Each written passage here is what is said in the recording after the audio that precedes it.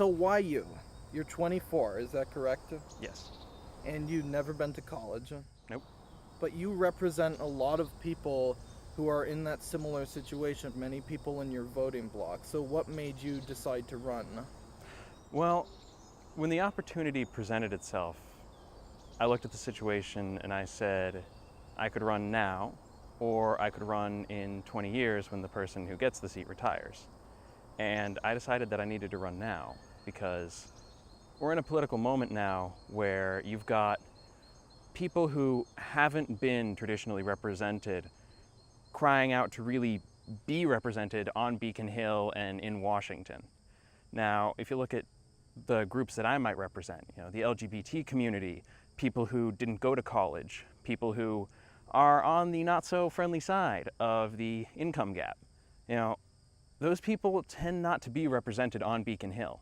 And I feel like my being there allows me to be an advocate for those voices that talks from experience rather than just going to them and trying to learn as best I can.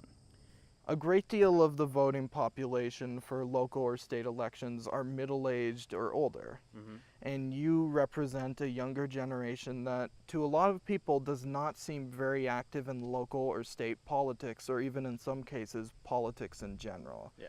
And how do you hope to change that perception with people? I hope to change the perception of young voters by changing the reality of young voters. Many young voters really only have experience talking about the nationwide elections, your Donald Trumps and Hillary Clintons that go out and grab the news. A lot of them are familiar with one or two of their senators, especially outspoken ones like Elizabeth Warren, but they don't know who their state rep is. They don't know who their state senator is. And many of them aren't particularly concerned about what the governor's up to.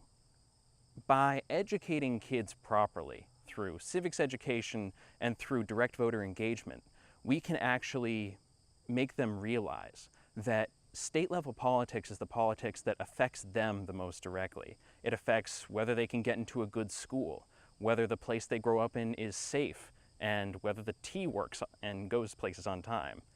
Those sorts of issues are the sorts of issues that affect young people directly. And yet, because they aren't aware of who's really making those decisions, they don't see it as important. By raising that awareness and by raising that knowledge of how state government works, I think we can actually get younger voters involved much more broadly in our elections. When I went to school, I was in one of those wonderful little gaps where it's difficult for me to receive aid because the family technically makes too much, and it was difficult for us to get around that because my mother has Crohn's disease and my father was working 24/7, so whenever we'd miss a deadline or a piece of paperwork, the result would be that we wouldn't get the help that we needed in order to close a gap. So I ended up eating the cheese sandwich at least once a year during my time in public schools. And the cheese sandwich is one slice of white bread, one slice of cheese, and one slice of white bread that we give to the kids who don't have money in their lunch accounts. Now, it's never a kid's fault if they're hungry, but we still punish these kids by giving them an inadequate lunch and making them eat it in front of a room full of their peers. It is embarrassing, it is unfair, and it's very inequitable.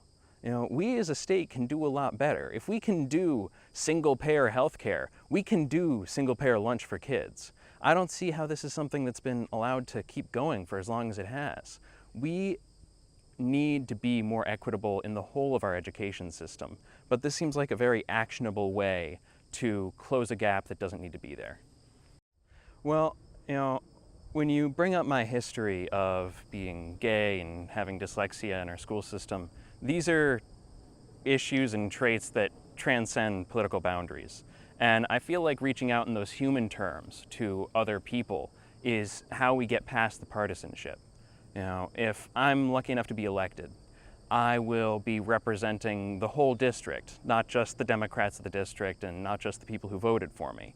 And that means that I have an opportunity to go out and actively attend, Republican town committee meetings, to hold town halls where people who I imagine are of very differing opinions on how the state should be run will come and ask me questions, and I will have to give them honest answers as to why I voted the way I did on things.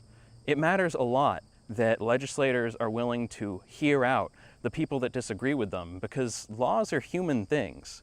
We need to have a collaborative approach, and just hearing one side of any issue is going to result in lopsided law that doesn't really take into account everyone's experiences and doesn't serve people as well as it could. We need to go out and listen to each other, and that's what I intend to do as a representative.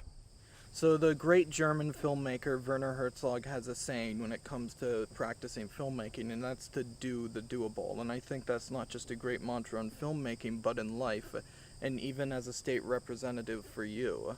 So what would be the doable that you can do if you get elected?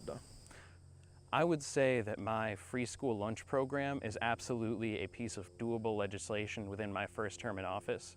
And also, there are immediate fixes that we can start to implement in terms of the T and our healthcare programs that would allow us to better serve our communities, making sure that our trains are running on time and that people can actually access the healthcare programs that they need.